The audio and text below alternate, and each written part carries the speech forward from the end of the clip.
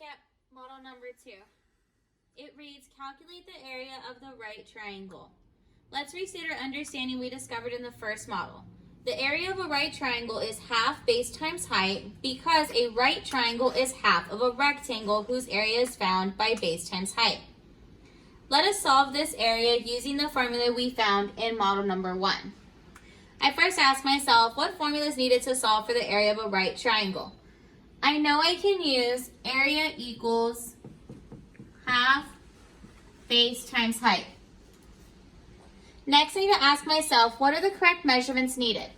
I think I can label the base and height based on the diagram already given, but I'm going to use my Smart Cut just to be sure.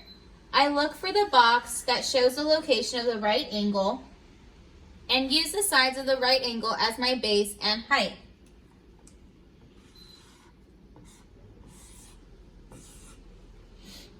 $11.4 would be my base, and 17.7 would be my height.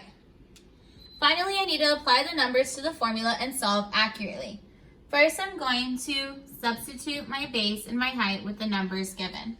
So I have base is 11.4 centimeters, and my height is 17.7 centimeters. I can multiply my base times my height. When I multiply decimals, I don't have to line them up. This is just a coincidence. 7 times 4 is 28. 7 times 1 is 7, plus 2 is 9. 7 times 1 is 7. Add a 0, move on to the next number. 7 times 4 is 28. Carry the 2. 7 times 1 is 7, plus 2 is 9. 7 times 1 is 7. Add 2 zeros so that we can start with the 1. 1 times 4 is 4. 1 times 1 is 1, and 1 times 1 is 1. Now I can add all these together. 8, 17, 17, 18, 19, 20, 21, 7, 8, 9, 10. Now I need to add my decimal in. I have 2 numbers behind my decimal, so I should have 2 decimal places. I have half times 201.78 centimeters squared. And now I know that multiplying by a half is the same thing as dividing by 2. So I'm going to now divide this number by 2.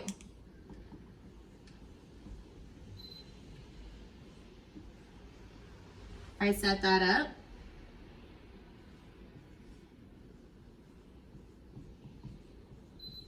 Two can go into 2 one time. 2 goes into 0, 0 times. 2 goes into 1, 0 times. 2 goes into 17, 8 times. And 2 goes into 18, 9 times.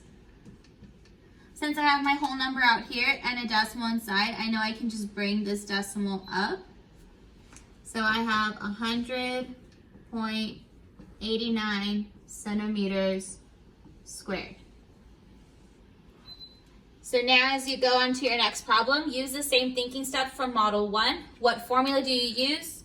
What are the correct measurements you need? Think about your Smart Cut. And how can you solve accurately?